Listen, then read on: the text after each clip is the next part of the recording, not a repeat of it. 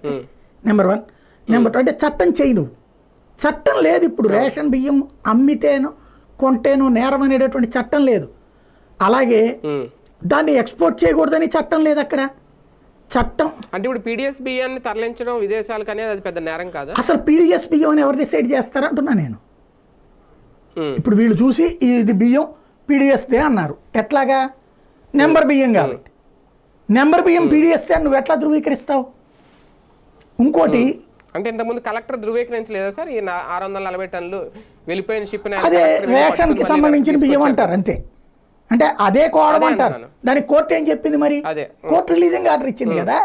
ఎందుకని? చట్టం లేదు. బియ్యాన్ని పట్టుకుంటే పెనాల్టీ వేసే అధికారం ఉంది కానీ అరెస్ట్ చేసి జైల్లో పెట్టేది లేదు చట్టం.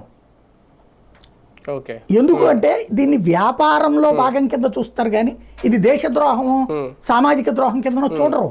లేదంటే దీన్ని స్మగ్లింగ్ చూడరు వ్యవస్థలో. ఎందుకని? ఇదేమి దోపిడీ కాదు, మడ్డలు చేసేది కాదు, మానభంగాలు చేసేది కాదు. బియ్యానికి సంబంధించి ఇక్కడ ప్రతి లేయర్లో కూడా ట్యాక్స్ వస్తుంది వాళ్ళకి, ప్రభుత్వానికి. ఎందుకని? ఇప్పుడు ఒక వ్యాపారస్తుడి పేరుతో ఈ బియ్యం వెళ్తుంది అనుకోండి. ఇప్పుడు ఏదో 16-17 సంస్థలు చెప్పారు కదా, జిఎస్టీ కడతారు కదా అక్కడ చచ్చినట్టు. ఎక్స్పోర్ట్ చేసేటప్పుడు జిఎస్టీ కడతారు కదా చచ్చినట్టు.